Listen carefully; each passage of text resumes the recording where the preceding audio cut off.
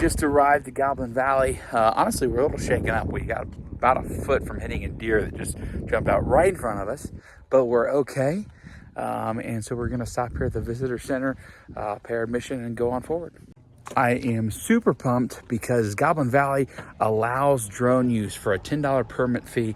I can drone the park, so I got my drone permit for the day. Gonna hopefully take some awesome shots and kind of see what the park looks like from the sky.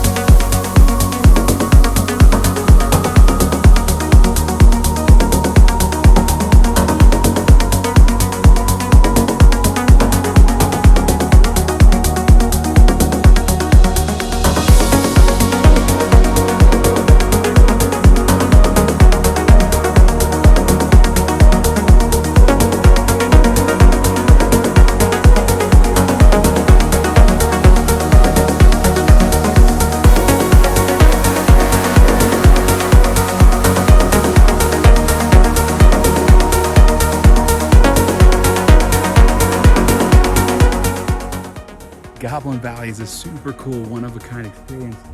This is one of the only places like it in the world. Super worth that $20 entrance fee. Like I said, if you want to drone, it's an extra 10, but when you look at it, it's named for all these weird little rock formations that really do kind of look like goblins. Goblin Valley was definitely a 10 out of 10, but where we're heading to next is a little bit more adventurous.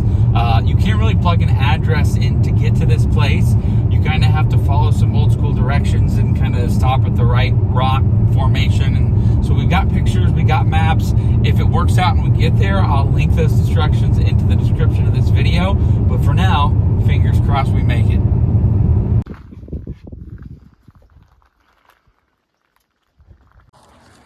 All right, so we found it.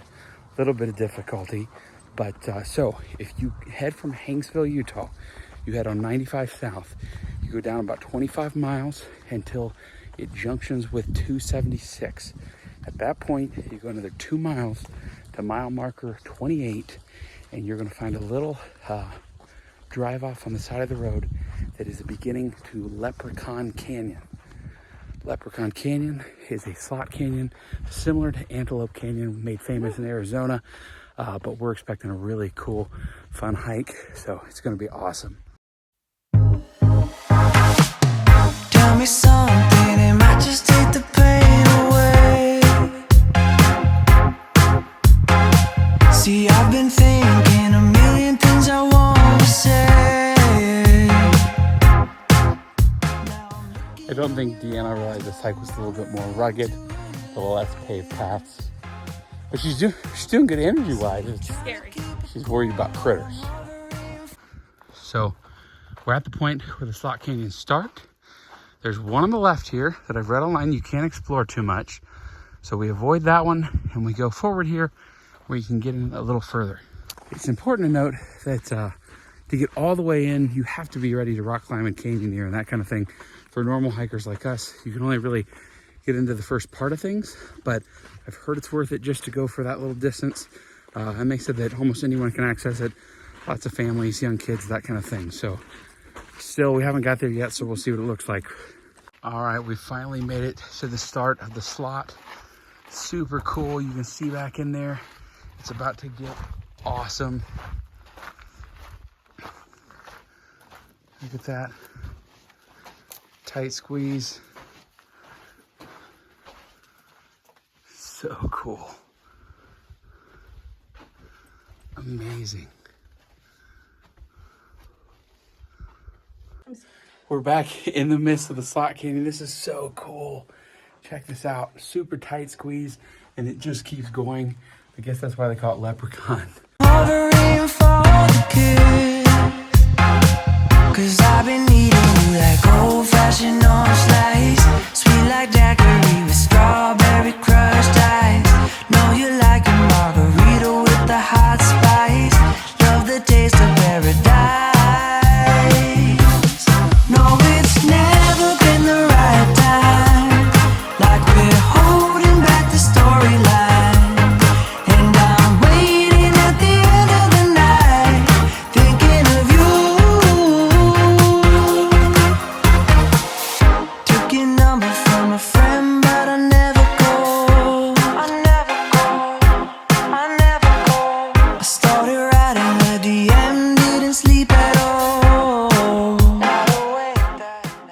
That was amazing. It is a little shorter than Antelope Canyon, which is probably why it's Leprechaun Canyon. But it's the exact same idea. Some of the same Instagram-worthy photographs, especially if you come in with the right lighting. You can get back there pretty far. I would push it a little further, but I think Deanna was getting a little frightened, so we turned back a little early, but some awesome stuff. We made it. Thought it was totally worth it. Wasn't Deanna's favorite hike in the world, but that's okay. As she made it out, she's glad she saw it. And now we're heading off to our hotel for the evening. We're here in Hanksville, Utah, on our way to Torrey, where our hotel is. So we came from Denver.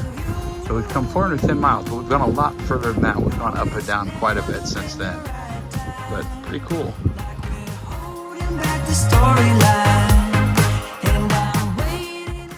So it's super windy, but we just pulled off the side of the road. Welcome to the Badlands of Utah. This is Factory Butte behind me here. It looks like a castle standing in the desert. It's just absolutely crazy. It's really cool.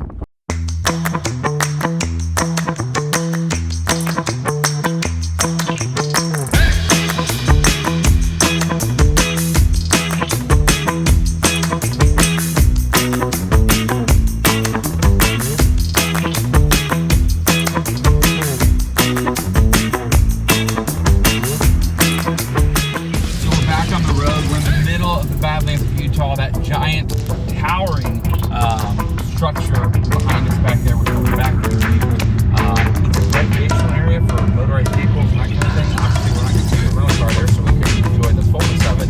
It looks like a giant castle. It's super cool to see. Just checked into our hotel. This is the amazing view right out the back.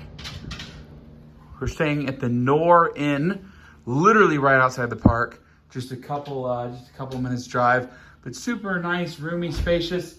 I think we hit around 150 a night, not bad. But yeah, we'd recommend this place to anybody. This is awesome. And look at that view. We're ending our day here in the town of Torrey. We're gonna eat at Chak Balam, which looks a little unsuspecting from the outside, but we've heard it's really good.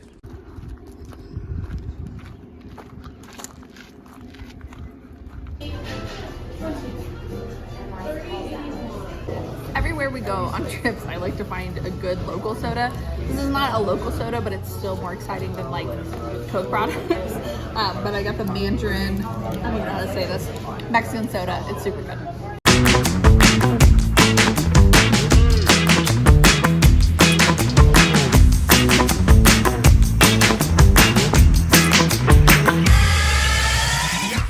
Oh my gosh, dinner was delicious. So good. So unassuming, but it was great. Yeah, it looks like a hole in the wall, but it was really good food. So we'd recommend it. But that we're gonna call it a day. Hopefully you enjoyed seeing some of Utah's lesser known natural wonders. But tomorrow, we're here in Torrey, Utah tonight. So tomorrow we're waking up bright and early and hitting Capitol Reef National Park. So make sure you're subscribed to the channel so you see when we release that video. We got lots of cool Western adventures to come.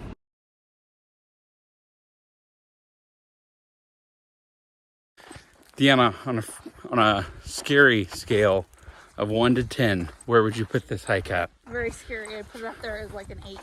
Whoa. Is it one of the scarier you've done? Yes. Why? Because there could be critters anywhere, and it's like 100 degrees out, and I'm 6 months pregnant.